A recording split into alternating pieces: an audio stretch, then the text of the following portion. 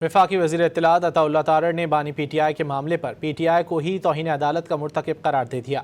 News conference में बावर कराया कि तौहीन अस्पताल के बाहर मजमा इकट्ठा करने वालों ने की।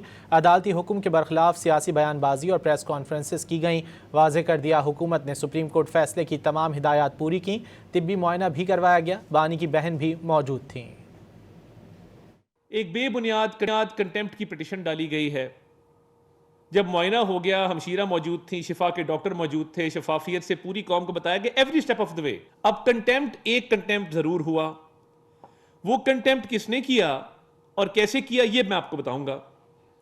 जैसे ही शिफा हॉस्पिटल का मामला खुला तो शिफा हॉस्पिटल के बाहर टोलियों में लोग किसने जमा किए? पहला सवाल, क्या कोर्ट ने यह नहीं कहा था उसी ऑर्डर में कि आप सियासत नहीं करेंगे? और कोर्ट ने इंतजामिया को भी कहा था कि आप सिक्योरिटी प्रोवाइड करेंगे। जिन लोगों ने वहां पे सोशल मीडिया की रील्स बनाई, टिकटॉक्स बनाई, मजमा इकट्ठा किया, उधर बैरियर्स को हटाया और इस सारे मामले को सियासत की नजर किया, क्या वो तहरीक इंसाफ नहीं थी?